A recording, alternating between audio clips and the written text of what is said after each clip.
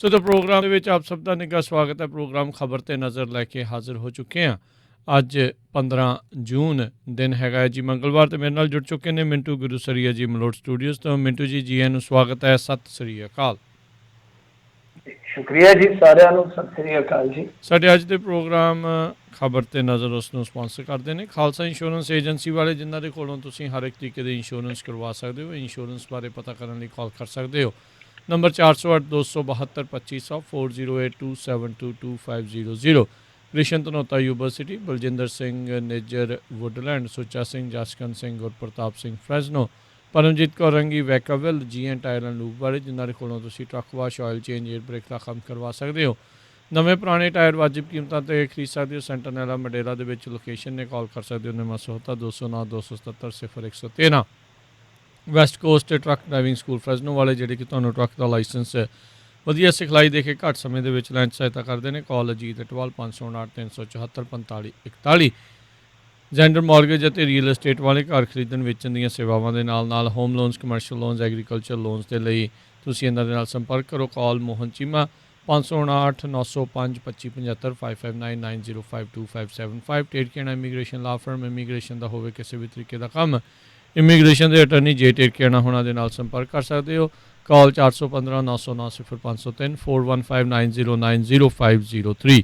ਇਹਨਾਂ ਸਾਰਿਆਂ ਦਾ ਬਹੁਤ ਬਹੁਤ ਧੰਨਵਾਦ। ਜੇਕਰ ਤੁਸੀਂ ਜਾਂ ਕੋਈ ਹੋਰ ਕਾਰੋਬਾਰ ਇਸ ਪ੍ਰੋਗਰਾਮ ਨੂੰ ਸਪਾਂਸਰ ਕਰਨਾ ਚਾਹੁੰਦੇ ਹੋ, ਸੰਪਰਕ ਕਰ ਸਕਦੇ ਹੋ ਨੰਬਰ 408 722 76 98 ਦੇ ਉੱਤੇ। ਅਤੇ ਮਿੰਟੂ ਜੀ, ਗੱਲਬਾਤ ਦਾ ਸਿਲਸਿਲਾ ਸ਼ੁਰੂ ਕਰਦੇ ਹਾਂ। ਰਾਮ ਮੰਦਰ ਟਰਸਟ ਦਾ ਕਥਿਤ ਜ਼ਮੀਨ ਘੁਟਾਲਾ, ਸੰਜੇ ਸਿੰਘ ਦੇ ਘਰ ਦੇ ਉੱਤੇ ਹਮਲਾ ਵੀ।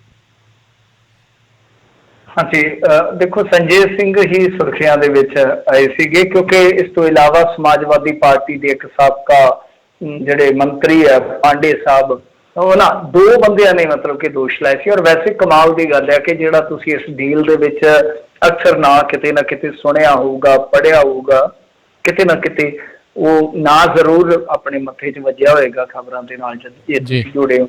ਉਹ ਆ ਅਨਸਾਰੀ। ਤਾਂ ਅਨਸਾਰੀ ਵੀ ਸਮਾਜਵਾਦੀ ਪਾਰਟੀ ਦਾ ਹੀ ਇੱਕ ਤਰ੍ਹਾਂ ਨਾਲ ਕਹਿ ਲਓ ਕਿ ਛੋਟਾ ਮੋਟਾ ਆਗੂ ਆ, ਤੇ ਇਲੈਕਸ਼ਨ ਵੀ ਲੜ ਚੁੱਕਾ ਵਾ। ਵੈਸੇ ਇੰਟਰਸਟਿੰਗ ਹੈ, ਸਾਰੀ ਕਹਾਣੀ ਇੰਟਰਸਟਿੰਗ ਹੈ। ਤਾਂ ਸੰਜੇ ਸਿੰਘ ਤੇ ਗੁੱਸਾ ਇਹਨਾਂ ਨੂੰ ਜ਼ਿਆਦਾ। ਹੁਣ ਦੇਖ ਲਓ ਕਿ ਉਹ ਪਾਂਡੇ ਜੀ ਜਿਹੜੇ ਲਿਆਏ ਨੇ ਘੁਟਾਲਾ ਕੱਢ ਕੇ, ਤੇ ਉਹਨਾਂ ਨੂੰ ਤੇ ਕੁਛ ਵੀ ਨਹੀਂ ਹੋਇਆ। ਤੇ ਇਹਨਾਂ ਤੇ ਦੱਸਦੇ ਆ ਕਿ ਚੜ ਕੇ ਆ ਗਏ। ਤੇ ਇਹ ਜਿਹੜੀ ਨੇਮ ਪਲੇਟ ਹੁੰਦੀ ਹੈ ਘਰਾਂ ਦੇ ਅੱਗੇ ਲੱਗੀ, ਵੈਸੇ ਕਹਿੰਦੇ ਆ ਕਿ ਅਹੁਦੇ ਤਾਂ ਸਾਰੇ ਮਿਲ ਜਾਂਦੇ ਆ ਨੇਮ ਪਲੇਟ ਦੇ ਨਾਲ ਅੱਜ ਕੱਲ੍ਹ, ਪਰ ਇਨਸਾਨ ਦਾ ਐਡਰੈਸ ਜਿਹੜਾ ਘੱਟ ਮਿਲਦਾ। ਤਾਂ ਖੈਰ ਇੱਥੇ ਜਿਹੜਾ ਐਡਰੈਸ ਸੀਗਾ MP ਦਾ, ਉਹਨਾਂ ਨੇ ਲੱਭਿਆ। ਨਾ ਸਿਰਫ ਲੱਭਿਆ, ਉਸ ਤੋਂ ਬਾਅਦ ਕਾਲਖ ਤੇ ਅੱਜ ਕੱਲ੍ਹ ਵੈਸੇ ਵੀ ਤੁਹਾਨੂੰ ਪਤਾ ਹੀ ਨਾ ਬੜੀ ਸਸਤੀ ਹੋ ਗਈ ਆ, ਬੜੇ ਲੋਕਾਂ ਦੇ ਮੱਥੇ ਤੇ ਲੱਗ ਜਾਂਦੀ ਆ। ਕਾਲਖ ਲੈ ਕੇ ਆਏ ਸੀ, ਇਹਨਾਂ ਦੇ ਕੋਲ ਇਹੀ ਹਥਿਆਰ ਹੁੰਦਾ। ਕਾਲਖ ਜਿਹੜੀ ਆ ਉਹ ਉੱਥੇ ਮੱਲ ਦਿੱਤੀ। ਤੇ ਘਰ ਦੇ ਅੰਦਰ ਵੀ ਇਹ ਦੋਸ਼ ਹੈ ਜਿਹੜਾ ਉਹ ਸੰਜੇ ਸਿੰਘ ਦਾ। ਉਹ ਕਹਿੰਦਾ ਕਿ ਘਰ ਦੇ ਅੰਦਰ ਵੀ ਇਹ ਜ਼ਬਰਦਸਤੀ ਦਾਖਲ ਹੋਣਾ ਚਾਹੁੰਦੇ ਸਨ। ਚਲੋ ਵਿੱਚ ਬਚਾਅ ਹੋ ਗਿਆ, ਐਸਾ ਨਹੀਂ ਹੋ ਪਾਇਆ। ਸੰਜੇ ਸਿੰਘ ਨੇ ਬਿਆਨ ਦਿੱਤਾ, ਉਹ ਜ਼ਰੂਰ ਮੈਂ ਤੁਹਾਨੂੰ ਦੱਸ ਦਿੰਦਾ। ਉਹ ਕਹਿੰਦਾ ਕਿ ਦੇਖੋ, ਮੇਰੇ ਘਰ ਦੇ ਬਾਹਰ ਕਾਲਖ ਜਿਹੜੀ ਆ ਪੋਤ ਦਿੱਤੀ ਗਈ, ਹਿੰਦੀ ਦਾ ਸ਼ਬਦ ਜਿਵੇਂ ਆਪਾਂ ਮਲ ਗਏ ਕਹਿ ਦਾਂਗੇ। ਤਾਂ ਉਹ ਕਹਿੰਦਾ ਕਿ ਮੇਰੀ ਭਾਵੇਂ ਬੇਸ਼ੱਕ ਹੱਤਿਆ ਕਰ ਦੋ, ਪਰ ਮੰਦਰ ਦਾ ਚੰਦਾ ਚੋਰੀ ਜਿਹੜਾ ਉਹ ਨਹੀਂ ਕਰਨ ਦੇਊਂਗਾ। ਮਤਲਬ ਭਾਵੇਂ ਮੈਨੂੰ ਕਤਲ ਕਰ ਦੋ, ਤੇ ਇਹ ਜਿਹੜਾ ਚੰਦਾ ਚੋਰੀ ਦਾ ਖੇਲ ਆ ਇਹ ਮੈਂ ਨਹੀਂ ਜੋ ਹੋਣ ਦੇਣਾ।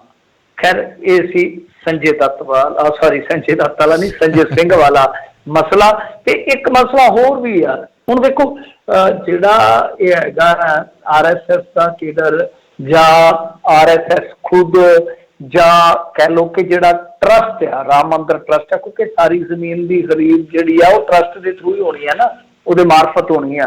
ਤਾਂ ਜਿਹੜਾ ਟਰਸਟ ਆ ਉਹਨੇ ਵੀ ਸਫਾਈ ਦਿੱਤੀ ਆ। ਉਹ ਕਹਿੰਦਾ ਕਿ ਵਿਵਾਦਤ ਜ਼ਮੀਨ ਦਾ ਜਿਹੜਾ ਬਿਊਰਾ ਅਸੀਂ ਨਸ਼ਰ ਕਰ ਰਹੇ ਹਾਂ, ਕੋਈ ਗੋਲਮਾਲ ਨਹੀਂ ਹੋਇਆ। ਗੋਲਮਾਲ ਰਿਟਰਨ, ਕਈ ਫਿਲਮਾਂ ਵੀ ਵੈਸੇ ਬਣੀਆਂ, ਗੋਲਮਾਲ ਰਿਟਰਨ, ਇਹ ਪਤਾ ਨਹੀਂ ਹੁਣ ਕੀ ਹੈ। ਉਹ ਕਹਿੰਦੇ ਕਿ ਕੋਈ ਗੋਲਮਾਲ ਨਹੀਂ ਹੋਇਆ।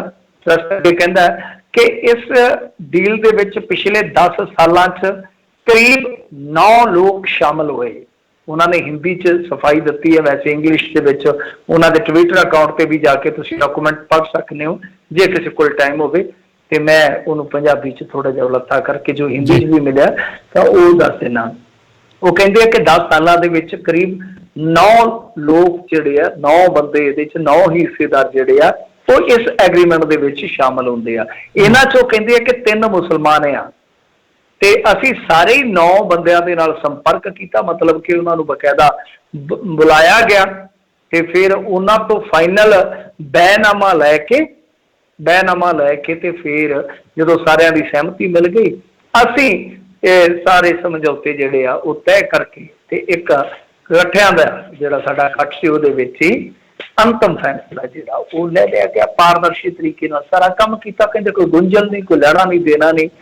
ਵੈਸੇ ਜਿਹੜੇ ਚੰਪਤ ਰਾਏ ਆ ਉਹ ਤੇ ਕਹਿੰਦੇ ਕਿ ਸਾਡੇ ਤੇ 100 ਸਾਲ ਦੇ ਦੋਸ਼ ਲੱਗਦੇ, ਸਾਡੇ ਤੇ ਮਹਾਤਮਾ ਗਾਂਧੀ ਦੇ ਕਤਲ ਦਾ ਵੀ ਦੋਸ਼ ਲੱਗਾ, ਕੀ ਕਰੀਏ। ਉਹਨਾਂ ਦੇ ਬਿਆਨ ਕੁਛ ਹੋ ਰਿਹਾ। ਦੇਖੋ ਕੱਲ ਜਿਹੜੀ ਚੰਪਤ ਜੀ ਨੇ ਸਫਾਈ ਦਿੱਤੀ ਸੀ ਉਹਦੇ ਚ ਸਿਰਫ 2 ਜਣਿਆਂ ਦਾ ਜ਼ਿਕਰ ਸੀਗਾ, ਕੁਸਮ ਪਾਠਕ ਤੇ ਹਰੀਸ਼ ਪਾਠਕ। ਅੱਜ ਇਹ ਕਹਿੰਦੇ ਆ ਕਿ ਇਸ ਇਕਰਾਰਨਾਮੇ ਦੇ ਵਿੱਚ ਜਾਂ ਕਹਿ ਲਓ ਕਿ ਜਿਹੜੀ ਵੀ ਦਾਵਾ ਕਰ ਰਹੇ ਨੇ ਡੀਲ ਆ, ਇਹਦੇ ਵਿੱਚ 9 ਬੰਦੇ ਸ਼ਾਮਲ ਸੀਗੇ। ਤਾਂ ਇੱਕ ਤੇ ਫਰਕ ਬੇਸਿਕ ਅੱਜ ਇਹ ਪੈ ਗਿਆ। ਸਵਾਲ ਬੜੇ ਨੇ, ਸਵਾਲ ਤੇ ਇੰਨੇ ਆ ਕਿ ਜਵਾਬ ਜਿਹੜੇ ਉਹਦੇ ਮਿਲਣੇ ਮੁਸ਼ਕਲ ਆ। ਚਲੋ ਦੇਖਦੇ ਆ ਕੀ ਬਣਦਾ। ਦੂਸਰੇ ਪਾਸੇ ਇੱਕ ਚੀਜ਼ ਹੋਰ ਵੀ ਹੋਈ ਆ, ਉਹ ਵੀ ਬਹੁਤ ਮਹੱਤਵਪੂਰਨ ਆ।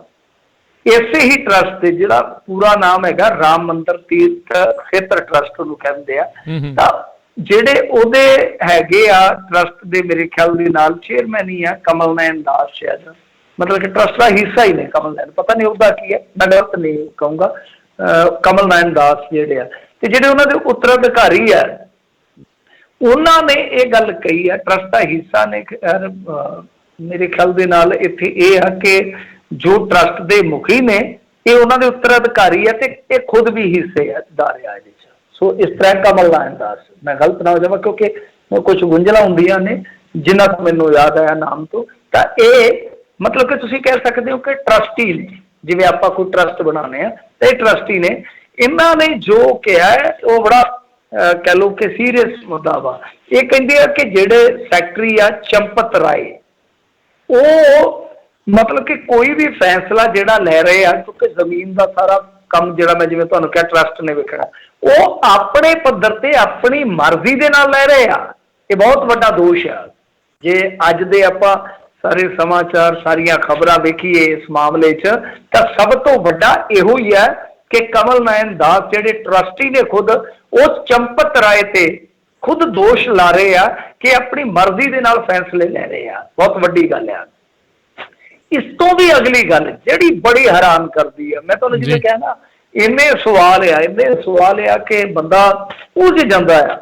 ਹੁਣ ਦੇਖੋ ਇਹਨਾਂ ਦੇ ਜਿਹੜੇ ਡਿਪਟੀ ਚੀਫ ਮਿਨਿਸਟਰ ਆ ਯੂਪੀ ਦੇ ਮਿਸਟਰ ਮੌਰਿਆ, ਕੇਸ਼ਵ ਪ੍ਰਸਾਦ ਮੌਰਿਆ ਉਹਨਾਂ ਦਾ ਪੂਰਾ ਨਾਮ ਹੈ ਸ਼ਾਇਦ, ਉਹਨਾਂ ਨੇ ਕੱਲ ਕੀ ਕਿਹਾ ਸੀ? ਕੱਲ ਉਹਨਾਂ ਨੇ ਕਿਹਾ ਸੀਗਾ ਕਿ ਘੁਟਾਲੇ ਦੀ ਜਾਂਚ ਪੜਤਾਲ ਕਰਾਂਗੇ, ਅਸੀਂ ਸਾਰੇ ਡਾਕੂਮੈਂਟ ਮੰਗਾ ਰਹੇ ਹਾਂ ਅਸੀਂ, ਤੇ ਜੇ ਕੋਈ ਦੋਸ਼ੀ ਪਾਇਆ ਗਿਆ ਉਹਨੂੰ ਠੋਕਵੀਂ ਸਜ਼ਾ ਦੇਵਾਂਗੇ। ਅੱਜ ਕੇਸ਼ਵ ਪ੍ਰਸਾਦ ਮੌਰਿਆ ਜਿਹੜਾ ਉਹ ਐ ਕਹਿ ਲਓ ਕਿ ਜਿਵੇਂ ਆਪਾਂ ਰੁਪਈਆ ਕਮਾਉਣੇ ਆ ਨਾ ਫਸਟ ਤੇ ਕਈ ਵਾਰ, ਤੂੰ ਕਿੰਨਾ ਚਿਰ ਘੁੰਮਦਾ ਰਹਿੰਦਾ, ਕਿੰਨਾ ਚਿਰ ਘੁੰਮ ਕੇ ਪਲਟੀ ਮਾਰ ਗਿਆ। ਅੱਜ ਉਹ ਪਤਾ ਕੀ ਕਹਿ ਰਹੇ ਸੀ? ਉਹ ਕਹਿੰਦੇ ਆ ਕਿ ਦੇਖੋ ਜੀ ਗੱਲ ਇਹ ਆ ਕਿ ਇਹ ਜਿਹੜਾ ਵੀ ਕੁਝ ਹੋਇਆ ਤੇ ਸਾਰਾ ਕੁਝ ਪਾਰਦਰਸ਼ੀ ਤਰੀਕੇ ਦੇ ਨਾਲ ਹੋਇਆ। ਰਾਮ ਲੱਲਾ का भव्य मंदिर निर्माण राम द्रोहियों को बर्दाश्त नहीं हो रहा। ਤੁਸੀਂ ਦੇਖੋ ਹਿੰਦੀ 'ਚ ਕੀ ਕਹਿ ਰਿਹਾ ਕਿ ਰਾਮ ਲੱਲਾ ਦਾ ਮੰਦਿਰ ਨਿਰਮਾਣ ਜਿਹੜਾ ਹੈ ਉਹ ਰਾਮ ਦਰੋਹੀ, ਅੱਗੇ ਤੇ ਦੇਸ਼ ਦਰੋਹੀ ਹੁੰਦੇ ਸੀ ਨਾ, ਇੱਥੇ ਸਵਾਲ ਚੁੱਕਣ ਵਾਲੇ ਰਾਮ ਦਰੋਹੀ ਹੋ ਗਏ ਆ। ਕਹਿੰਦੇ ਉਹਨਾਂ ਨੂੰ ਬਰਦਾਸ਼ਤ ਨਹੀਂ ਹੋ ਰਿਹਾ। ਤੇ ਕੱਲ ਤੇ ਇਸ ਕਤਾਰ 'ਚ ਮਿਸਟਰ ਮੌਰਿਆ ਵੀ ਖਲੋਤੇ ਸੀਗੇ। ਵੈਸੇ ਕਮਾਲ ਦੀ ਗੱਲ ਆ, ਇਹ ਕਹਿੰਦੇ ਆ ਇਹਨਾਂ ਤੇ ਆਪਣੇ ਬੰਦਿਆਂ ਨੇ, ਮੈਨੂੰ ਯਾਦ ਹੈ 2015 ਦੇ ਵਿੱਚ ਅਖਿਲ ਭਾਰਤੀ ਹਿੰਦੂ ਮਹਾਸਭਾ ਵਾਲਿਆਂ ਨੇ ਇਹਨਾਂ ਨੇ 1400 ਕਰੋੜ ਰੁਪਏ ਦਾ ਦੋਸ਼ ਲਾਇਆ ਸੀ ਵਿਸ਼ਵ ਹਿੰਦੂ ਪ੍ਰੀਸ਼ਦ ਦੇ ਸਿੰਗਲ ਤੇ ਕਿ 1400 ਕਰੋੜ ਰੁਪਈਆ ਚੰਦਾ ਇਕੱਠਾ ਹੋਇਆ ਸੀਗਾ ਜਦੋਂ 1991-92 ਚ ਰੌਲਾ ਪਿਆ ਵਾ। ਵੈਸੇ 99 ਤੋਂ ਸ਼ੁਰੂ ਹੋ ਗਿਆ ਸੀਗਾ ਚੰਦੇ ਦੀ ਡੋਨੇਸ਼ਨ ਦੀ ਕਲੈਕਸ਼ਨ ਜਿਹੜੀ ਆ, ਮੇਰੇ ਖਿਆਲ ਦੇ ਨਾਲ 87-88 ਤੋਂ ਚੱਲ ਪਈ ਸੀ। ਤਾਂ ਤੁਸੀਂ ਅੰਦਾਜ਼ਾ ਲਾ ਲਓ ਕਿ 1400 ਕਰੋੜ ਦਾ ਦੋਸ਼ ਉਸ ਵੇਲੇ ਵੀ ਲੱਗਿਆ। ਤਾਂ ਉਸ ਵੇਲੇ ਤੇ ਇਹ ਵੀ ਕਿਹਾ ਗਿਆ ਬਕਾਇਦਾ ਕਿ ਕੁਝ ਸੋਨੇ ਦੀਆਂ ਇੱਟਾਂ ਆਈਆਂ ਸੀ ਉਹ ਵੀ ਮਿੱਟੀ ਹੋ ਗਈਆਂ ਨੇ। मतलब कि वो भी इधर उधर हो गया दोष के उन्होंने जिन्हों ने लाए सी उन्होंने फिर की कहोगे भाई तुसी राम धरोही नहीं सी 2015 च देश धरोही सी कौन सी वो राम दोखी सी कौन सी दसो तो सही हुण देखो लोगों का की कसूर आ सवाल तो तुहाडे हुण तुसीं सारियां चीज़ां छड्ड दो चलो इन्होंने सफाइयां दे दित्तियां आपां सारे पक्ष जिहड़े आ वो रख दित्ते आ ताकि कोई ये गल ना कहे कि असीं कोई वन साइडेड गल करने आ जिवें जिवें पक्ष आया आपां सारे ही दस दित्ते आ हुण देखो बेसिक सवाल की आ बेसिक सवाल यही है कि एक एग्रीमेंट है 2011 का ते 2019 च उहनूं फिर रिन्यू किया गया उस तो बाद मार्च 2021 ਦੇ ਵਿੱਚ मतलब कि ਜਿਹੜਾ ਉਹ ਸੌਦਾ ਸੀਗਾ ਉਹ ਨੇਪਰੇ ਚੜ ਦਿੱਤਾ ਆਹੀ ਹੈ ਨਾ ਪੁਆਇੰਟ ਤਾਂ ਆਹੀ ਬਣਦੇ ਨੇ ਜੇ ਆਪਾਂ ਸਿਲਸਿਲੇਵਾਰ ਤਰੀਕੇ ਨਾਲ ਦੇਖੀਏ ਹੁਣ ਜਦੋਂ 2019 ਚ ਇਹਨਾਂ ਨੇ ਰੀਨਿਊ ਕੀਤਾ ਜਿਹੜਾ ਸੌਦਾ ਕਰੋੜ ਚ ਸੀਗਾ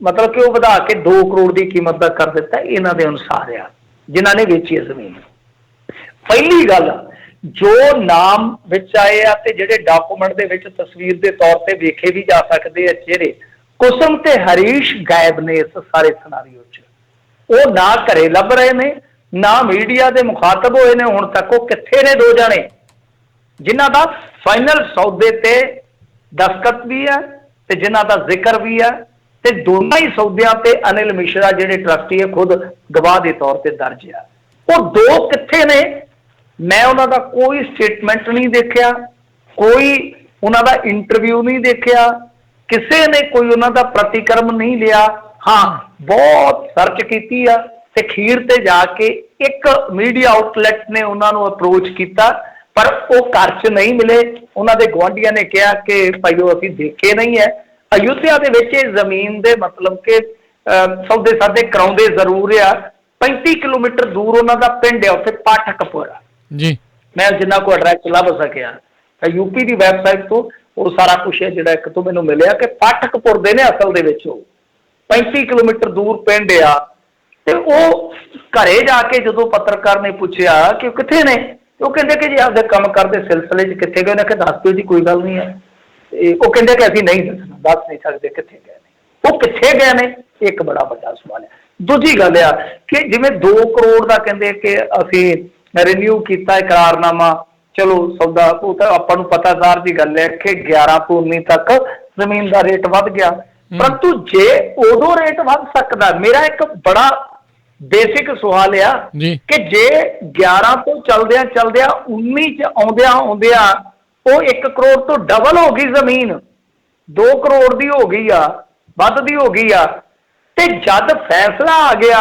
2020 दे विच उस तो बाद तुसीं मैनूं दसो कि 2019 ਜਾਂ 20 ਚ आया जिहड़ा फैसला उस तो बाद 2021 दे विच एडा किहड़ा बंदा सी जिहड़ा उसे करारनामे दे विच 18.5 करोड़ मिलदे नूं ठोकर मार के फिर सौदा जिहड़ा वो 2.5 करोड़ च कर लूगा मैनूं दसो कोई है वध तो वध उहनूं इकरारनामे दे तहत डबल मोड़ना पै जांदा तद भी उहनूं 14.5 करोड़ रुपया फायदा हो रहा सी ऐसा किहड़ा मूर्ख आ ये कहते हैं कि असीं सारे नाल गलबात कीती आ तां गलबात दा मतलब है कि सारे हिस्सेदारां नूं पता लग गया सीगा कि राम मंदिर वास्ते जमीन विक रही है ते जमीन उदों तक उत्थे बहुत वड्डे भाव ते विकनी स्टार्ट हो गई सी ऐसा किहड़ा शख्स है या तो सीधी दान ही कर दिंदा राम मंदिर नूं क्या भाई दान करती आप कहते कि हाँ वो भाई शरधावान बंदा सीगा इत्थे मुनाफा भी कमाया गया इत्थे घाटा भी खाता गया समझ तो परे आ हुण दूजी चीज़ ते आ जाओ यही मैं एक सवाल चुक के ते गल खत्म कर दिना जिहड़ा देखो ये कहंदे कि सर्कल रेट जिहड़ा सर्कल वैल्यू जिन्हों आपां कह दिंदे आ वो इस जमीन की बनती है 5 करोड़ 79 लाख 84 हज़ार मैं नहीं कह रहा इन्हों के कागजात बोल रहे हैं 5 करोड़ 79 लाख 84 हज़ार सर्कल वैल्यू है सर्कल वैल्यू का मतलब है कि तुसी ये तो घट वध जिहड़ा रेट नहीं ला सकते तो गल की आ कि हुण तुसी देखो सर्कल वैल्यू का जिहड़ा रेट आ उहदे तहत जिहड़ी 2 करोड़ वाली पहली है खरीद मतलब कि 2 करोड़ दे विच जिहड़ा बैनामा होया पहला 5 मिनट पहला ਉਹਦੇ ਚ ਜਿਹੜੇ ਸਟਾਮ ਲੱਗੇ ਨੇ ਉਹ 40,56,900 ਦੇ ਮੇਰੇ ਖਿਆਲ ਦੇ ਨਾਲ ਯਾਨੀ ਸਾਰੇ ਠੀਕ ਨੇ ਸਾਰੇ ठीक हो गए परंतु 5 मिनटां बाद ही ਜਿਹੜੇ ਸਟਾਮ ਲੱਗੇ ਆ ਉਹ 1,29,50,50,000 ਦੇ ਆ, ਮਤਲਬ ਕਿ ਆਲਮੋਸਟ ਲਾ ਲਓ ਕਿ 1.25 ਕਰੋੜ ਦੇ ਕਰੀਬ ਆ, ਜਦਕਿ ਉੱਥੇ ਸਟਾਂਪ ਡਿਊਟੀ ਦੇ ਮੁਤਾਬਕ ਇਹ ਵੱਡੀ ਟੈਕਸ ਚੋਰੀ ਸੀਗੀ। ਤਾਂ ਇੱਥੇ ਸਵਾਲ ਉੱਠਦਾ ਹੈ ਕਿ ਕੀ ਰਜਿਸਟਰਾਰ ਨੇ ਉਸੇ ਟਾਈਮ 5 ਮਿੰਟ ਪਹਿਲਾਂ ਤੇ ਸੌਦਾ ਹੋ ਰਿਹਾ, 5 ਮਿੰਟ ਪਹਿਲਾਂ ਸਟਾਂਪ ਸਹੀ ਲੱਗੇ ਆ ਤੇ 5 ਮਿੰਟਾਂ ਬਾਅਦ ਇੱਕ ਟੈਕਸ ਚੋਰੀ ਦਾ ਮਸਲਾ। ਹੁਣ ਟੈਕਸ ਚੋਰੀ ਕੌਣ ਕਰ ਰਿਹਾ ਆਪਾਂ ਨਹੀਂ ਕਹਿ ਸਕਦੇ, ਇਹ ਤਹਿਸੀਲਦਾਰ ਨੇ ਵੈਲਿਊਏਸ਼ਨ ਵੀ ਪਾਉਣੀ ਹੁੰਦੀ ਹੈ ਜ਼ਮੀਨ ਦੀ, ਇਹ ਤਹਿਸੀਲਦਾਰ ਦੱਸੇ ਜਾਂ ਰਜਿਸਟਰਾਰ ਦੱਸੇ। ਹੁਣ ਜੇ ਰਜਿਸਟਰਾਰ ਨੂੰ ਨੋਟਿਸ ਨਹੀਂ ਜਾਂਦਾ, ਉਹਦੇ ਤੇ ਕਾਰਵਾਈ ਨਹੀਂ ਹੁੰਦੀ, ਫਿਰ ਤੁਸੀਂ ਸਮਝ ਸਕਦੇ ਹੋ, ਕਿਉਂਕਿ ਇੱਥੇ ਬਣਦਾ ਨਾ, ਹੁਣ ਮੈਂ ਤੁਹਾਨੂੰ ਦੱਸ ਦਿੱਤਾ ਕਿ 7% ਦੇ ਹਿਸਾਬ ਨਾਲ ਲਾ ਲਓ ਸਟਾਂਪ ਕਿੰਨਾ ਬਣਨਾ ਸੀਗਾ, 18.5 ਕਰੋੜ ਤੇ। ਬੜਾ ਸਿੰਪਲ ਫੰਡਾ, 1% ਉੱਤੇ ਤੇ ਐਕਸਟਰਾ ਜਿਹੜੀ ਰਜਿਸਟਰੀ ਫੀਸ ਲੱਗਣੀ ਸੀਗੀ। ਤਾਂ ਸਟਾਂਪ ਲੱਗ ਰਿਹਾ 1,29,50,000 ਰੁਪਈਏ ਦਾ। ਤਾਂ ਰਜਿਸਟਰਾਰ ਇੰਨਾ ਸੀ ਉਸ ਟਾਈਮ, 5 ਮਿੰਟ ਪਹਿਲਾਂ ਤੇ ਸੌਦਾ ਹੋ ਰਿਹਾ।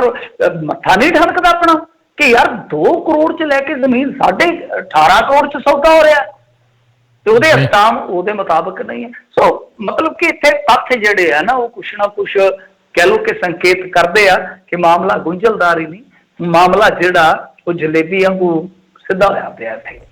ਬਹੁਤ ਕੁਛ ਆ। ਮੇਰੇ ਖਿਆਲ ਦੇ ਨਾਲ ਤੇ ਇਹ ਹੋਣਾ ਚਾਹੀਦਾ ਆ ਕਿ ਜਿੰਨੀ ਵੀ ਜ਼ਮੀਨ ਉੱਥੇ ਵੇਚੀ ਆ ਉਹ ਸਾਰੇ ਦੀ ਜਾਂਚ ਪੜਤਾਲ ਕਰਨੀ ਚਾਹੀਦੀ ਹੈ ਲੋਕਾਂ ਨੇ। ਕਿਉਂ?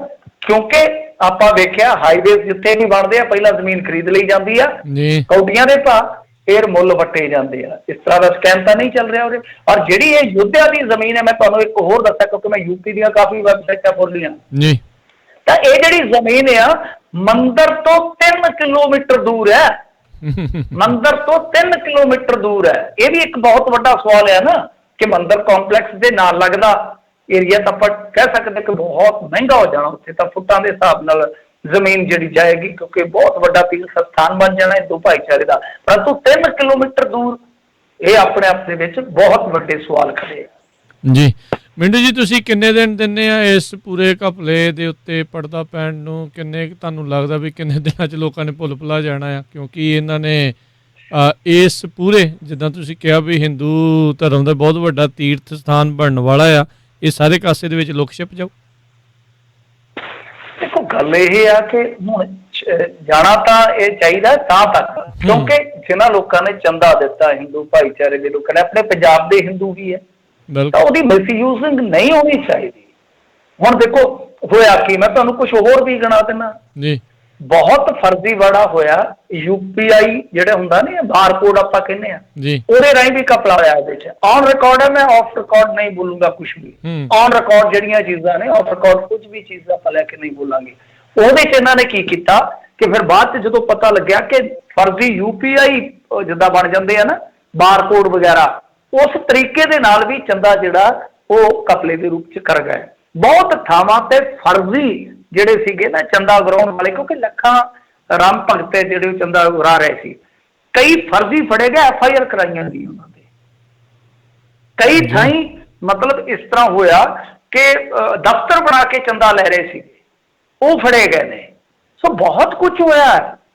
ਇਹ ਆਪਾਂ ਕਹਿ ਦਿੰਦੇ ਕਿ ਆਸਥਾ ਦੇ ਨਾਮ ਤੇ, ਜਿਵੇਂ ਆਪਣੇ RCPC ਤੇ ਸਵਾਲ ਉੱਠਦੇ ਆ, ਆਹੀ ਚੱਕਰ ਇਹਨਾਂ ਦਾ ਹੁੰਦਾ ਨਾ ਜ਼ਮੀਨਾਂ ਦਾ। ਕਿੰਨਾ ਰੌਲਾ ਪਿਆ ਸੀ ਫਤਿਹਗੜ੍ਹ ਸਾਹਿਬ ਵਾਲੀ ਜ਼ਮੀਨ ਦਾ ਕਿ ਬਾਜ਼ਾਰ ਦਾ ਰੇਟ ਇੰਨਾ ਕਿ ਤੁਸੀਂ ਇੰਨੇ ਰੇਟ ਤੇ ਜ਼ਮੀਨ ਕਿਵੇਂ ਖਰੀਦ ਰਹੇ?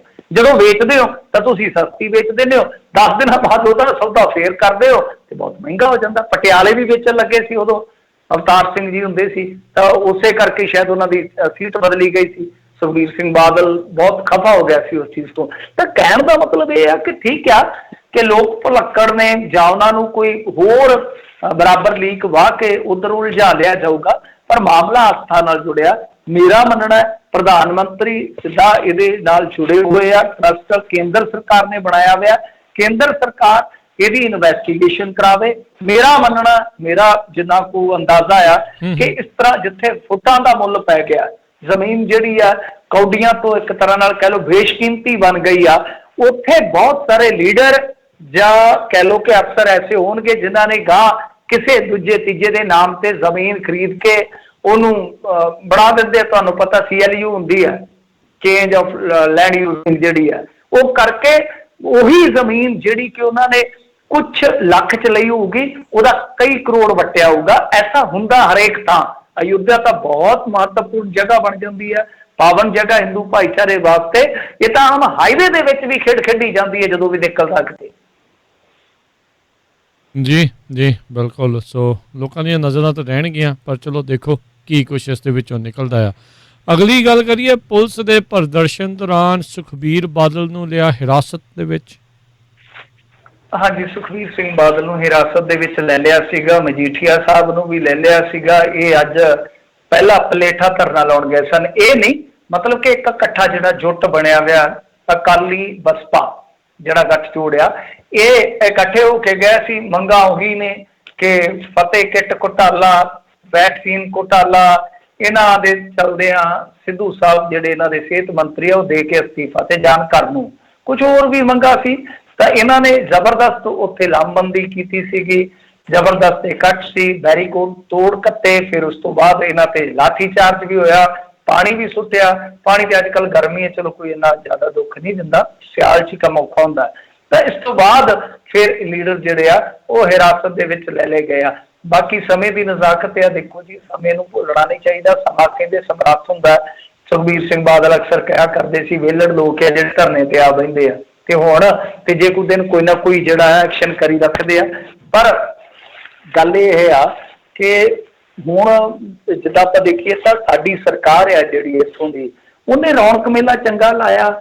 ਉਹਦੇ ਵਾਸਤੇ ਧੰਨਵਾਦ ਕਰ ਦਿਓ, ਤੁਸੀਂ ਵੀ ਕਰ ਦਿਓ ਜੇ ਕਿਤੇ ਲੱਗਦੇ ਹੱਥ ਸਮਾਂ ਲੱਗੇ। ਕਿਉਂਕਿ ਉਹ ਜਿਵੇਂ ਕਿਸੇ ਨੇ ਕਹਿਣਾ ਲੱਗਦੇ ਰਹਿਣ ਖੁਸ਼ੀ ਦੇ ਮੇਲੇ, ਮਿਲਦੀਆਂ ਰਹਿਣ ਵਧਾਈਆਂ। ਤੇ ਵਧਾਈਆਂ ਵਾਲਾ ਕੰਮ ਆ ਨਾ।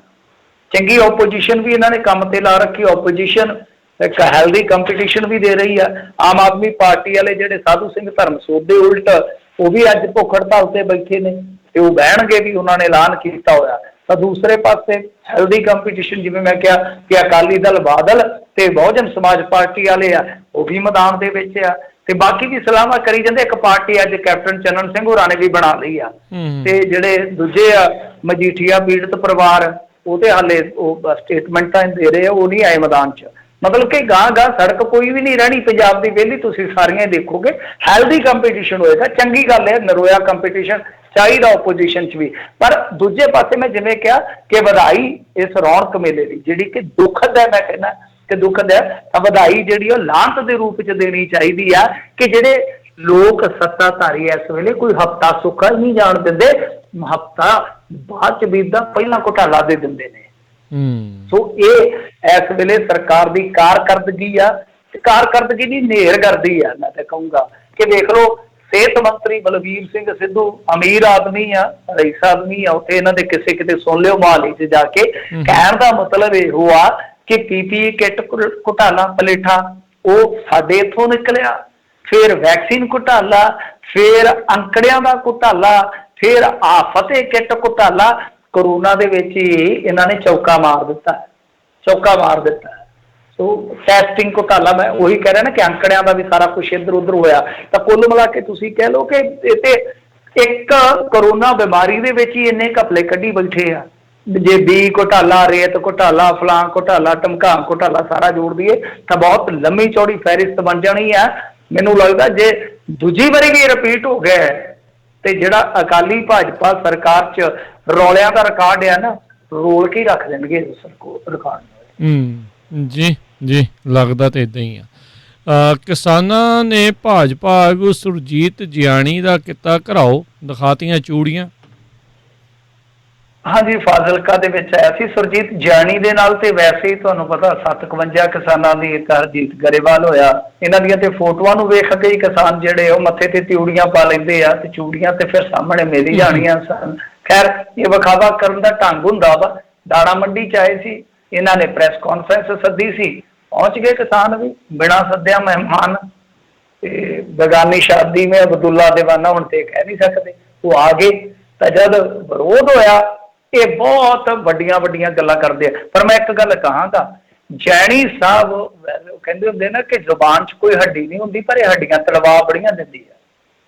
ਦੂਜੀ ਗੱਲ ਇੱਕ ਹੋਰ ਵੀ ਕਹੀ ਜਾਂਦੀ ਹੈ ਕਿ ਅਸਲ ਬੰਦਾ ਜ਼ੁਬਾਨ ਦੇ ਓਹਲੇ ਰੁਕਿਆ ਹੁੰਦਾ ਹੈ। ਮਤਲਬ ਕਿ ਅਸਲ ਤੁਸੀਂ ਜਿੰਨੇ ਮਰਜ਼ੀ ਬਾਣੇ ਪਹਿਨ ਕੇ ਬਹਿ ਜਾਓ, ਲਿਸ਼ਕ ਪੁਸ਼ਕ ਕੇ ਬਹਿ ਜਾਓ, ਇਹ ਵਿਖਾਵਾ ਕਰੋ ਕਿ ਮੈਂ ਬਹੁਤ ਇੰਟੈਲੀਜੈਂਟ ਹਾਂ, ਜਦੋਂ ਮੇਰੇ ਵਰਗਾ ਬੋਲਦਾ ਨਾ, ਜ਼ੁਬਾਨ ਖੋਲਦਾ, ਪਤਾ ਲੱਗ ਜਾਂਦਾ ਕਿ ਕਿੰਨੀ ਕੁ ਔਕਾਤ ਦਾ ਮਾਲਕ ਆ, ਕਿੰਨੀ ਕੁ ਵੁਕਤ ਹੈ ਇਹਦੀ, ਕਿੰਨੀ ਕੁ ਅਕਲ ਹੈ ਇਹਦੀ। ਤਾਂ ਅਸਲ ਬੰਦੇ ਦੇ ਦਰਸ਼ਨ ਜੇ ਕਰਨੇ ਹੋਣ, ਇੰਤਜ਼ਾਰ ਕਰੋ ਕਿ ਉਹ ਕਦੋਂ ਜ਼ੁਬਾਨ ਖੋਲੇਗਾ। ਇਹਨਾਂ ਨੇ ਐਸੀ ਜ਼ੁਬਾਨ ਖੋਲੀ, ਨਹੀਂ ਤੇ ਜੈਣੀ ਦਾ ਪਿੰਡਾਂ 'ਚ ਜਿੰਨਾ ਰਿਵਾਜ ਸੀਗਾ, ਮੈਂ ਦੇਖਿਆ, ਪਰਸਨਲੀ ਦੇਖਿਆ ਮੈਂ ਜੀ ਕਿਉਂਕਿ ਮੇਰੇ ਤੋਂ ਬਹੁਤਾ ਦੂਰ ਨਹੀਂ ਹੈ ਇਹ ਇਲਾਕਾ, ਸਾਡੇ ਨੇੜੇ ਆ, ਸਾਡੇ ਨਾਲ ਹੀ, ਮਤਲਬ ਕਿ ਸਾਡੇ ਜਿਹੜੇ ਖੇਤ ਨੇ ਉਹ ਗਾਂ ਫਾਜ਼ਿਲਕਾ ਜ਼ਿਲ੍ਹੇ ਦੇ ਨਾਲ ਸ਼ੁਰੂ ਹੋ ਜਾਂਦੇ, ਮਤਲਬ ਕਿ ਵੱਟ ਲੱਗਦੀ ਹੈ ਸਾਡੀ ਫਾਜ਼ਿਲਕਾ ਜ਼ਿਲ੍ਹੇ ਦੇ ਨਾਲ। ਤੇ ਜੈਣੀ ਸਾਹਿਬ ਦਾ ਰਿਕਾਰਡ ਜਿਹੜਾ ਆ ਉਹ ਅਸੀਂ ਵੇਖਿਆ ਕਿ ਪਿੰਡਾਂ 'ਚ ਲੋਕ ਹੱਥਾਂ ਤੇ ਚੱਕਦੇ ਸੀ, ਅੱਜ ਉਹੀ ਹੱਥਾਂ ਤੇ ਚੁੱਕੀ ਬੈਠੇ ਆ ਕਿ ਆ ਜਾ ਕਰਦੇ ਆ ਗੱਲ। ਤੇ ਇਹਨੇ ਉੱਥੇ ਪ੍ਰੈਸ ਕਾਨਫਰੰਸ ਨੂੰ ਸੰਬੋਧਨ ਕਰਨਾ ਸੀ। ਸੰਬੋਧਨ ਕੀ ਕਰਨਾ ਸੀ, ਜਦੋਂ ਆ ਗਏ ਚੂੜੀਆਂ ਲੈ ਕੇ, ਠੰਡਾ ਠੰਡਾ ਮੌਸਮ ਸੀਗਾ, ਮੀਂਹ ਪੈ ਰਿਹਾ ਸੀ, ਨਿੰਮੀ ਪੈਂਦੀ ਸੀ ਕਣੀ, ਤੇ ਫਿਰ ਜਿਹੜੀ ਇਹਦੀ ਜਿੱਦ ਤੇ ਬਣੀ, ਉਹਨਾਂ ਪੁਲਿਸ ਵਾਲਿਆਂ ਨੇ ਆਖਿਆ ਕਿ ਨਿਕਲਦੇ ਹੋਵੋ, ਤਾਂ ਪੁਲਿਸ ਬਹੁਤ ਆ ਗਈ ਕਿਉਂਕਿ ਮਲੋਟ ਕਾਂਡ ਚੇਤੇ ਆ ਜਾਂਦਾ। ਉਸ ਤੋਂ ਬਾਅਦ ਇਹਨਾਂ ਫਿਰ ਮਾਰਿਆ ਸੈਲਫ, ਗੱਡੀ 'ਚ ਪਾਇਆ, ਗੱਡੀ ਇੰਨੀ ਸਪੀਡ ਤੇ ਖਿੱਚੀ ਡਰਾਈਵਰ ਨੇ ਕਿ ਜਿਹੜੇ ਗਨਮੈਨ ਸੀ ਉਹ ਥੱਲੇ ਹੀ ਰਹਿ ਗਏ, ਗੱਡੀ ਨਿਕਲ ਗਈ। ਉਹ ਪਿੱਛੋਂ ਪਤਾ ਨਹੀਂ ਵਿਚਾਰੇ ਭੂਣ ਭਾੜ ਤੇ ਚੜ ਕੇ ਕਿਤੇ ਉਹ ਇਹਨਾਂ ਦੇ ਪਿੰਡ ਕਟੜੇ ਆਪਣੇ ਕੀ ਟਰਾਲੀਆਂ ਟਰੂਲੀਆਂ ਨੂੰ ਹੱਥ ਦੇ ਕੇ ਗਿਆ, ਗਨਮੈਨ ਵੀ ਉੱਥੇ ਛੱਡ ਕੇ ਭੱਜ ਗਏ ਆ ਜੀ। ਜੀ ਜੀ ਅਗਲੀ ਗੱਲ ਕਰ ਲਈਏ, ਗੈਂਗਸਟਰ ਜੈਪਾਲ ਭੁੱਲਰ ਦੇ ਮਾਮਲੇ ਵਿੱਚ ਪਿਤਾ ਨੇ ਅਦਾਲਤ ਨੂੰ ਜਲਦ ਸੁਣਵਾਈ ਦੀ ਕੀਤੀ ਮੰਗ। ਹਾਂਜੀ, ਇਹ ਦੇਖੋ ਹਾਈ ਕੋਰਟ ਚੱਲ ਗਏ ਆ, ਸੰਖੇਪ ਦੇ ਵਿੱਚ ਆਪਾਂ ਗੱਲ ਕਰ ਲੈਂਦੇ ਆ। ਹਾਈ ਕੋਰਟ ਪਹੁੰਚ ਗਏ ਨੇ, ਹਾਈ ਕੋਰਟ ਦੇ ਵਿੱਚ ਪਟੀਸ਼ਨ ਪਾ ਦਿੱਤੀ ਨੇ, ਤੇ ਇਹਦੇ ਵਿੱਚ ਹੁਣ ਮਸਲਾ ਕੀ ਆ ਕਿ ਹਾਈ ਕੋਰਟ ਸੁਣੇਗਾ ਤੇ ਹੈ, ਪਰ ਅੱਜ ਯਕਦਮ ਇਹ ਕਹਿੰਦੇ ਸੀਗੇ ਕਿ ਸੁਣਵਾਈ ਹੋ ਜਾਵੇ, ਪਰ ਯਕਦਮ ਸੁਣਵਾਈ ਨਹੀਂ ਹੋਈ। ਇੰਤਜ਼ਾਰ ਕਰਨਾ ਪਏਗਾ ਹੁਣ, ਕੱਲ ਨੂੰ ਪਟੀਸ਼ਨ ਸੁਣਵਾਈ ਅਧੀਨ ਆਉਂਦੀ ਹੈ ਜਾਂ ਕੋਈ ਇੱਕ ਅੱਧਾ ਦਿਨ ਹੋਰ ਪੈਂਦਾ, ਕਿਉਂਕਿ ਡੈਡ ਬੋਡੀ ਜਿਹੜੀ ਹੈ ਨਾ ਉਹ ਬਹੁਤ ਹੁਣ ਬੁਰੀ ਹਾਲਤ ਦੇ ਵਿੱਚ। ਇੱਕ ਤਾਂ ਕਲਕੱਤੇ ਆਉਣ ਤੋਂ ਟਾਈਮ ਲੱਗ ਗਿਆ, ਇੱਕ ਤੁਹਾਨੂੰ ਪਤਾ ਗਰਮੀ ਦਾ ਮੌਸਮ ਆ, ਉਹ ਡੈਡ ਬੋਡੀ ਜੇ ਤੁਸੀਂ ਵੇਖੋਗੇ ਵੀਡੀਓ ਹੈਗੀਆਂ ਨੇ, ਉਹ ਤੇ ਬੜਾ ਬੁਰਾ ਹਾਲ ਹੋਇਆ ਪਿਆ ਡੈਡ ਬੋਡੀ ਦਾ। ਬਾਹ ਥਾਂ ਤੋਂ ਟੁੱਟੀ ਪਈ ਆ, ਇਹ ਸਮਝ ਤੋਂ ਪਰੇ ਦੀ ਗੱਲ। ਇਨਕਾਊਂਟਰ 'ਚ ਥੋੜੀ ਨਾ ਹੱਡੀਆਂ ਟੁੱਟਦੀਆਂ ਹੁੰਦੀਆਂ, ਔਰ ਥਾਂ ਤੋਂ ਚੂਰਾ ਹੀ ਕੀਤੀਆਂ ਪਈਆਂ ਬਾਹਾਂ ਤੇ। ਮੇਰੇ ਖਿਆਲ ਦੇ ਨਾਲ ਤੁਸੀਂ ਦੇਖੋਗੇ ਇੱਕ ਜਿਹੜੀ ਹੈ ਬਾਹ ਆ, ਖੱਬੀ ਹੈ ਕਿ ਸੱਜੀ ਆ, ਉਹ 3 ਥਾਂ ਤੋਂ ਟੁੱਟੀ ਹੋਈ ਆ। ਤੇ ਉਹ ਦਿਖਾਇਆ ਜਾ ਰਿਹਾ ਜਿਵੇਂ ਮਤਲਬ ਕਿ ਵੱਢਿਆ ਹੁੰਦਾ, ਕੱਟਿਆ ਹੁੰਦਾ, ਇਸ ਤਰ੍ਹਾਂ ਦੇ ਕੱਟ ਲੱਗੇ ਹੋਏ ਨੇ। ਆਮ ਤੌਰ ਤੇ ਆਪਾਂ ਦੇਖਦੇ ਹਾਂ ਕਿ ਪੇਟ ਫਾੜਿਆ ਹੁੰਦਾ, ਉਹ ਥੋੜੀਆਂ ਚੀਜ਼ਾਂ ਉਹ ਸਭ ਨੂੰ ਪਤਾ ਹੀ ਆ। ਮਤਲਬ ਕਿ ਲੱਗ ਰਿਹਾ ਕਿ ਕੁਛ ਨਾ ਕੁਛ ਤੇ ਹੈ ਜਿਹੜਾ ਕਿ ਇਸ ਮਾਮਲੇ ਨੂੰ ਸ਼ੱਕੀ ਬਣਾਉਂਦਾ, ਔਰ ਇਸੇ ਕਰਕੇ ਉਹ ਪਿਤਾ ਜਿਹੜਾ ਪਹਿਲਾਂ ਹੀ ਬਹੁਤ ਦੁਖੀ ਆ, ਜਿਹਦਾ ਇੱਕ ਮੋਇਆ ਪਿਆ ਤੇ ਇੱਕ ਹੈ ਜਿਹੜਾ ਉਹ ਜੇਲ੍ਹ ਦੇ ਅੰਦਰ ਬੈਠਾ ਵਾ, ਉਹਦੇ ਵਾਸਤੇ ਤੇ ਕਹਿ ਲਓ ਕਿ ਸੰਸਾਰ ਜਿਹੜਾ ਉਹ ਖਤਮ ਆ। ਤੇ ਉਹ ਕਹੇ ਹੁਣ ਇਹ ਕਹਿੰਦੇ ਆ ਕਿ ਪੋਸਟਮਾਰਟਮ ਸਾਡਾ ਦੁਬਾਰਾ ਕਰਵਾ ਦਿਓ। ਵੈਸੇ ਮੈਂ ਤੁਹਾਨੂੰ ਦੱਸ ਦੇਵਾਂ ਕਿ ਪੋਸਟਮਾਰਟਮ ਦੁਬਾਰਾ ਹੋਏ ਆ, ਮੈਂ ਪੁਰਾਣੀ ਨਹੀਂ, ਬੰਗਾਲ ਦੀ ਮਿਸਾਲ ਦੇ ਦੇਣਾ ਤੁਹਾਨੂੰ।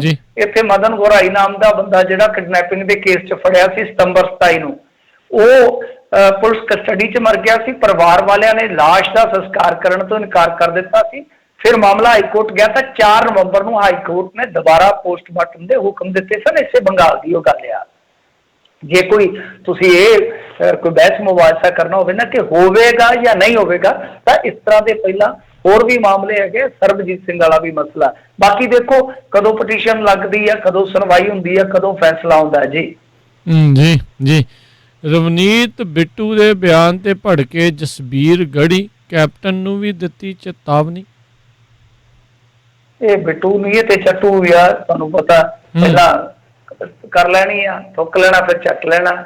ਉਧਰ ਇਹ ਕਿਹੋ ਜਿਹਾ ਗਲਤ ਬਿਆਨ ਦੇ ਗਿਆ ਸਭ ਨੂੰ ਪਤਾ ਹੀ ਹੈ ਨਾ। ਆਪਾਂ ਦੇਖਿਆ ਕਿ ਪਵਿੱਤਰ ਸੀਟਾਂ ਜਿਹੜੀਆਂ ਉਹ ਅਕਾਲੀ ਦਲ ਨੇ ਉਧਰ ਦੇ ਦਿੱਤੀਆਂ। ਪਵਿੱਤਰ ਜੇ ਸੀਟਾਂ ਨੂੰ ਤੁਸੀਂ ਪਵਿੱਤਰ ਗਿਣਦੇ ਹੋ, ਫਿਰ ਅੰਮ੍ਰਿਤਸਰ ਦੇ ਵਿੱਚੋਂ ਅੱਜ ਤੱਕ ਕੋਈ ਘੁਟਾਲਾ ਨਹੀਂ ਸੀ ਨਿਕਲਣਾ ਚਾਹੀਦਾ, ਤੇ ਤੁਹਾਡਾ PPE ਕਿੱਟ ਘੁਟਾਲਾ ਕਿੱਥੋਂ ਨਿਕਲਿਆ? ਤੁਹਾਡਾ ਤੁਲੀ ਲੈ ਵਾਲਾ ਘੁਟਾਲਾ ਕਿੱਥੋਂ ਨਿਕਲਿਆ? ਤੁਸੀਂ ਤਾਂ NRI ਵਿਚਾਰੇ ਮੁੱਛ ਲਏ।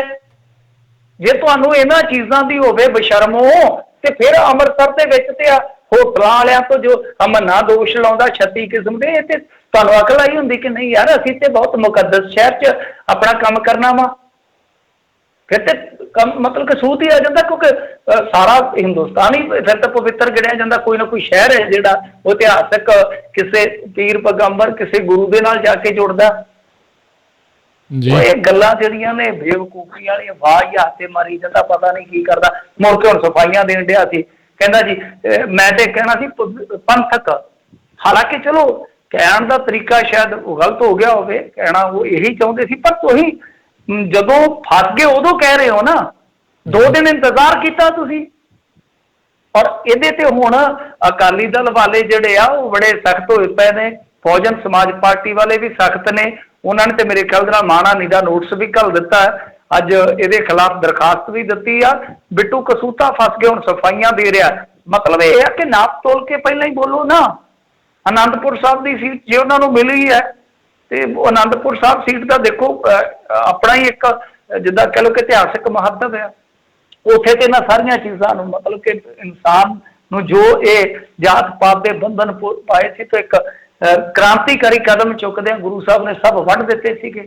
ਤੁਸੀਂ ਉੱਥੇ ਫਿਰ ਅੱਜ ਆ ਸਾਡਾ ਐਸਪੀ ਵਿੰਗ ਆ ਜੀ, ਆ ਸਾਡਾ ਫਲਾਣਾ ਵਿੰਗ, ਇਸਤਰੀ ਵਿੰਗ ਆ, ਕੀ ਲੋੜ ਸੀ? ਜੇ ਤੁਸੀਂ ਗੁਰੂ ਸਾਹਿਬਾਨ ਦੀ ਫਿਲਾਸਫੀ ਤੇ ਚੱਲਦੇ ਤਾਂ ਤੁਹਾਨੂੰ ਕੀ ਲੋੜ ਹੈ ਇਹੋ ਜਿਹੇ ਵਿੰਗ ਬਣਾਉਣ ਦੀ?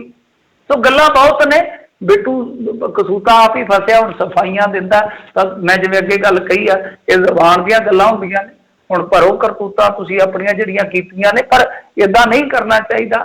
ਤੁਸੀਂ ਜਿਹੜੇ ਬਿਆਨ ਦਿੰਦੇ ਹੋ, ਜੇ ਤੁਹਾਨੂੰ ਬਿਆਨ ਦੇਣ ਲੱਗਿਆ ਸ਼ਬਦ ਜਿਹੜੇ ਆ ਉਹ ਚੁਣਨੇ ਨਹੀਂ ਆਉਂਦੇ, ਸ਼ਬਦ ਚੋਣ ਹੀ ਨਹੀਂ ਹੈਗੀ ਤੁਹਾਡੀ, ਤਾਂ ਲੀਡਰਸ਼ਿਪ ਕੁਆਲਿਟੀ ਤੁਹਾਡੇ 'ਚ ਹੈ ਨਹੀਂ ਗੀ ਫਿਰ। ਜੀ ਜੀ ਬਿਲਕੁਲ। ਰਾਜਪਾਲ ਦੇ ਨਾਲ ਭਾਜਪਾ ਦੀ ਬੈਠਕ 'ਚੋਂ ਕਈ ਵਿਧਾਇਕ ਰਹੇ ਗੈਰ ਹਾਜ਼ਰ। ਹਾਂਜੀ, ਇਹ ਬੰਗਾਲ ਦੀ ਹੈ ਕਿ ਉੱਥੇ ਗਏ ਸੀਗੇ ਤੇ ਰਾਜਪਾਲ ਦੇ ਕੋਲ ਧਨਖੜ ਸਾਹਿਬ, ਧਨਖੜ ਕਾਹਦੇ ਧਾਕੜ ਹੈ ਬਈ, ਧਾਕੜ ਹੈ ਉਹ ਗਾਣਾ ਨਹੀਂ ਸੀਗਾ ਜਿੱਦਾਂ ਆਮੀਰ ਖਾਨ ਦੀ ਫਿਲਮ ਦਾ, ਧਾਕੜ ਹੀ ਆ, ਮੱਥਾ ਲਾ ਕੇ ਬੈਠਾ ਵਾ। ਤੇ ਅੱਛਾ, ਉਹਦੇ ਵਿੱਚ 20-25 ਇਹਨਾਂ ਦੇ ਜਿਹੜੇ ਵਿਧਾਇਕ ਉਹ ਗਏ ਨਹੀਂ। ਸ਼ਿਵਿੰਦੂ ਅਧਿਕਾਰੀ ਜਿਹੜੇ ਕਿ ਬਹੁਤ ਕਹਿ ਲਓ ਕਿ ਇਸ ਟਾਈਮ ਫੇਮਸ ਪਰਸਨ ਆ ਪੋਲਿਟਿਕਸ ਦੇ ਵਿੱਚ, ਉਹਨਾਂ ਨੇ ਸਾਰਾ ਪ੍ਰਬੰਧ ਕੀਤਾ ਸੀ, ਜਾ ਕੇ ਪਰੇਡ ਕਰਵਾਉਣੀ ਸੀ, 20-22 ਗਏ ਨਹੀਂ ਹੈ। ਤਾਂ ਸਮਝਿਆ ਜਾਂਦਾ ਕਿ ਬਹੁਤ ਜਲਦੀ ਉਹ दीदी के कूचे में मिल सकते हैं, मतलब कि बहुत बड़े पद्धर ते भनतोड़ तय है भारतीय जनता पार्टी की। उत्ते ते आटो ते लाए स्पीकर कईयां ने, वो अनाउंसमेंट करते फिरदे कि साडे तो भुल हो गई, हड़ाओ दवाई सानू बख्श दिओ, दीदी चंगी है, असीं दूजे पासे चले गए, बेवकूफ सी असीं। हालांकि जे किसी दबाव चो कर रहे ने फिर गलत गल आ, पर जे वो अपने अंदरों आई आवाज से कर रहे हैं तो देख लो उत्थे किस तरह का सिनारियो है। मेरे ख्याल ਦੇ ਨਾਲ ਭਾਰਤੀ ਜਨਤਾ ਪਾਰਟੀ ਉੱਥੇ ਹੀ ਚੱਲ ਜਾਏਗੀ ਜਿੱਥੋਂ ਤੁਰੀ ਸੀ, ਮਤਲਬ ਕਿ ਆਨੇ ਵਾਲੀ ਥਾਂ ਤੇ ਆ ਜਾਣਾ ਉਹਨੇ, ਜਿਵੇਂ ਉਹਨਾਂ ਨੇ ਸ਼ੁਰੂਆਤ ਕੀਤੀ ਸੀ ਉੱਥੇ ਹੀ ਪਹੁੰਚ ਜਾਣਗੇ ਉਹ ਜਲਦੀ। ਜੀ ਜੀ ਬਿਲਕੁਲ। ਤੇ ਜਾਂਦੇ ਜਾਂਦੇ ਗੱਲ ਕਰ ਲਈਏ ਮਸਜਿਦ ਦੇ ਨੀਂਹ ਪੱਥਰ ਲਈ ਗੁਰਦੁਆਰੇ ਦੇ ਵਿੱਚ ਸਮਾਗਮ। ਦੇਖੋ, 2 ਖਬਰਾਂ 'ਚ ਜਿਹੜੀਆਂ ਕਹਿ ਲਓ ਗਰਮੀ ਸੀਗੀ ਤੇ ਜਿਵੇਂ ਮੈਂ ਕਿਹਾ ਕਿ ਮਿੰਨੀ ਉਹ ਕਣੀ ਜੀ ਪਈ ਅੱਜ ਸਾਡੇ ਇਲਾਕੇ ਦੇ ਵਿੱਚ, ਘਟਾਵਾਂ ਸੀਗੀਆਂ, ਹਵਾਵਾਂ ਸੀ ਤੇ ਕੁਦਰਤ ਨੇ ਏਸੀ ਚਲਾ ਰੱਖਿਆ ਪੂਰਾ, ਮੈਂ ਮਤਲਬ ਕਿ ਸਰਸ਼ਾਰ ਕੀਤਾ ਹੋਇਆ। ਤਾਂ 2 ਖਬਰਾਂ ਨੇ ਵੀ ਬੜੀ ਠੰਡ ਪਾਈ ਅੱਜ। ਇੱਕ ਤੇ ਇੱਥੋਂ ਮੇਰੇ ਮੁਕਤਸਰ ਜ਼ਿਲ੍ਹੇ ਤੋਂ ਆ ਮੁੰਡਾ 22 ਕੁ ਸਾਲ ਦਾ ਅਰਮਾਨ ਹੈ ਉਹਦਾ ਨਾਮ, ਗੁਰੀ ਸੰਗਰ ਦਾ, ਉਹ ਮੇਰੇ ਖਿਆਲ ਦੇ ਨਾਲ ਲੈਫਟੀਨੈਂਟ ਬਣਿਆ। ਬਹੁਤ ਘੱਟ ਆਪਣੇ ਨਿਕਲਦੇ ਹੁਣ ਨੈਸ਼ਨਲ ਡਿਫੈਂਸ ਅਕੈਡਮੀ ਦੇ ਵਿੱਚੋਂ ਅਫਸਰ, ਬਹੁਤ ਘੱਟ ਸਿੱਖਾਂ ਦੇ ਵਿੱਚੋਂ ਤਾਂ ਬਹੁਤ ਘੱਟ ਨਿਕਲ ਰਹੇ ਨੇ, ਕਦੇ ਡਾਟਾ ਵੀ ਤੁਹਾਨੂੰ ਮੈਂ ਦੇ ਦਊਂਗਾ, ਤਾਂ ਬਹੁਤ ਘੱਟ ਨਿਕਲ ਰਹੇ ਆ। ਪਰ ਇਸ ਮੁੰਡੇ ਦੇ ਬਾਪ ਦਾ ਸੁਪਨਾ ਸੀਗਾ ਕਿ ਮੈਂ ਜਾਵਾਂ, ਪਰ ਬਿਮਾਰੀ ਕਾਰਨ ਉਹ ਸੁਪਨਾ ਆਪਦਾ ਪੂਰਾ ਨਹੀਂ ਕਰ ਸਕਿਆ, ਬੇਟੇ ਨੇ ਪੂਰਾ ਕੀਤਾ। ਬਹੁਤ ਵੱਡੀ ਗੱਲ ਆ, 22 ਸਾਲ ਦੀ ਉਮਰ ਦੇ ਵਿੱਚ ਜੇ ਕੋਈ ਇਸ ਤਰ੍ਹਾਂ ਸਿੱਖ ਹੈ ਜਿਹੜਾ ਕੋਈ ਬੱਚਾ ਉਹ ਉੱਥੇ ਚਲ ਜਾਂਦਾ ਤਾਂ ਬਹੁਤ ਮਾਣ ਵਾਲੀ ਗੱਲ ਹੁੰਦੀ ਹੈ। ਦੂਜੇ ਪਾਸੇ ਜੇ ਗੱਲ ਕਰੀਏ ਤਾਂ ਇਹ ਬੜੀ ਸੁਖਦ ਖਬਰ ਆ। ਵੈਸੇ ਤੇ ਆਪਣਾ ਭਾਈਚਾਰਾ ਜਿਹੜਾ ਪੰਜਾਬ ਦਾ ਬੜਾ ਮਾਣ ਮੱਤਾ ਹੈ, ਅਸੀਂ ਮਾਣ ਕਰਦੇ ਹਾਂ ਉਹਦੇ ਤੇ ਕਰਨਾ ਵੀ ਚਾਹੀਦਾ, ਕਿਉਂਕਿ ਸਾਡੇ ਕਈ ਵਾਰ ਆਪਾਂ ਦੇਖਿਆ ਨਾ ਕਿ ਜਗਰਾਤਿਆਂ 'ਚ ਬੈਠੇ ਹੁੰਦੇ ਆ, ਜਗਰਾਤਿਆਂ ਵਾਸਤੇ ਸਾਡੇ ਮੁੰਡੇ ਕੁੜੀਆਂ ਪਰਚੀਆਂ ਵੀ ਕੱਟਦੇ ਹੁੰਦੇ ਕਈ ਵਾਰ, ਹਿੰਦੂ ਮੁੰਡੇ ਕੁੜੀਆਂ ਦੇ ਦੋਸਤ ਜਿਹੜੇ ਹੁੰਦੇ ਆ। ਤਾਂ ਇਹੀ ਇੱਕ ਖਾਸੀਅਤ ਹੈ ਸਾਡੀ, ਖਾਸਾ ਹੈ। ਤਾਂ ਦੂਜੇ ਪਾਸੇ ਇਹ ਅੱਗੇ ਵੀ ਆਪਾਂ ਦੇਖਿਆ ਸੀ ਕਿ ਮੋਗੇ ਜ਼ਿਲ੍ਹੇ ਦੇ ਵਿੱਚ ਮੇਰੇ ਖਿਆਲ ਦੇ ਨਾਲ ਜ਼ਮੀਨ ਦਿੱਤੀ ਗਈ ਸੀ ਕਿਸੇ ਕਿਸਾਨ ਵੱਲੋਂ ਮਸਜਿਦ ਵਾਸਤੇ, ਕਿਉਂਕਿ ਉਹ ਸੜਕ ਦੇ ਵਿੱਚ ਆ ਗਈ ਸੀ। ਤਾਂ ਇਸੇ ਤਰ੍ਹਾਂ ਭਲੂਰ ਦੀ ਹੈ, ਭਲੂਰ ਪਿੰਡ ਬਹੁਤ ਕਹਿ ਲਓ ਕਿ ਵਿਦਵਾਨ ਬੰਦਿਆਂ ਦਾ ਪਿੰਡ ਆ ਭਲੂਰ ਪਿੰਡ ਜਿਹੜਾ, ਤਾਂ ਉੱਥੇ ਮੁਸਲਮਾਨ ਪਰਿਵਾਰਾਂ ਦੇ ਉਦਮ ਦੇ ਨਾਲ ਜਿਹੜੀ ਉਹ ਮਸਜਿਦ ਦਾ ਨੀਂਹ ਪੱਥਰ ਰੱਖਿਆ ਗਿਆ। ਤਾਂ ਉਹਦੇ ਵਿੱਚ ਜੋ ਸਮਾਗਮ ਸੀ ਖੁਸ਼ੀ ਦਾ ਉਹ ਗੁਰਦੁਆਰਾ ਸਾਹਿਬ ਵਿੱਚ ਸ੍ਰੀ ਗੁਰੂ ਗ੍ਰੰਥ ਸਾਹਿਬ ਦੀ ਹਾਜ਼ਰੀ ਵਿੱਚ ਮੁਕੰਮਲ ਹੋਇਆ। ਤਾਂ ਬਹੁਤ ਖੂਬਸੂਰਤ ਗੱਲ ਆ। ਇਸੇ ਤਰ੍ਹਾਂ ਇਤਫਾਕ ਬਣਾਈ ਰੱਖਣਾ ਚਾਹੀਦਾ, ਕੋਈ ਫਰਕ ਨਹੀਂ ਪੈਂਦਾ। ਕਈ ਵਾਰ ਅਸੀਂ ਥੋੜੇ ਜਿਹਾ ਜ਼ਿਆਦਾ ਹੀ ਕੱਟੜ ਹੋ ਜਾਂਦੇ ਹਾਂ। ਸਾਡੇ ਕੋਈ ਗੁਰਦੁਆਰੇ ਦੇ ਵਿੱਚ ਆ ਜਾਵੇ ਨੌਨ ਸਿੱਖ ਤਾਂ ਸਾਨੂੰ ਪ੍ਰਾਊਡ ਫੀਲ ਹੁੰਦਾ ਹੈ। ਜੇ ਕੋਈ ਸਾਡਾ ਬੰਦਾ ਇਸ ਤਰ੍ਹਾਂ ਦੇ ਕਿਸੇ ਸਾਂਝੇ ਪ੍ਰੋਗਰਾਮ ਤੇ ਚੱਲ ਜਾਵੇ ਸਾਨੂੰ ਭੈੜਾ ਲੱਗਦਾ ਹੈ। ਫਰਾਕ ਦਿਲੀ ਰੱਖਣੀ ਚਾਹੀਦੀ ਆ, ਠੀਕ ਹੈ, ਸਿਧਾਂਤਵਾਦੀ ਹੋਣਾ ਕੋਈ ਮਾੜੀ ਗੱਲ ਨਹੀਂ ਹੈ, ਰਹਿਣਾ ਚਾਹੀਦਾ। ਪਰ ਇਸ ਤਰ੍ਹਾਂ ਦੂਸਰੇ ਮਜ਼ਹਬ ਦੇ ਨਾਲ ਖੜਨਾ, ਉਹਨਾਂ ਦੇ ਨਾਲ ਖੁਸ਼ੀ ਮਨਾਉਣੀ, ਇਸ ਤਰ੍ਹਾਂ ਕਹਿ ਲਓ ਕਿ ਉਹਨਾਂ ਦੀ ਖੁਸ਼ੀ ਦੇ ਵਿੱਚ ਇਜ਼ਾਫਾ ਕਰਨਾ, ਸ਼ਾਇਦ ਧਰਮ ਦੀ ਜੇ ਆਪਾਂ ਦੇਖੀਏ ਤਾਂ ਅਸਲ ਪਰਿਭਾਸ਼ਾ ਇਹ ਹੋਈ ਹੈ। ਜੀ ਜੀ ਮਿੰਟੂ ਜੀ, ਬਹੁਤ ਬਹੁਤ ਧੰਨਵਾਦ, ਬੜੀ ਮਿਹਰਬਾਨੀ। ਮਿਲਦੇ ਹਾਂ ਜੀ ਅਗਲੀ ਵਾਰ। ਸਤਿ ਸ਼੍ਰੀ ਅਕਾਲ ਜੀ। ਸਤਿ ਸ੍ਰੀ ਅਕਾਲ ਜੀ। ਜੀ ਦੋਸਤੋ, ਅੱਜ ਦਾ ਪ੍ਰੋਗਰਾਮ ਹੁਣ ਸਮਾਪਤ ਹੈ। ਮਿਲਦੇ ਹਾਂ ਅਗਲੀ ਵਾਰ। ਤੱਕ ਲਈ ਮੇਰੇ ਵੱਲੋਂ ਵੀ ਤੁਹਾਨੂੰ ਸਭ ਨੂੰ ਪਿਆਰ ਸਤਿਕਾਰ ਸਤਿ ਸ਼੍ਰੀ ਅਕਾਲ। ਸੁਣਦੇ ਰਹੋ ਪੰਜਾਬੀ ਰੇਡੀਓ USA।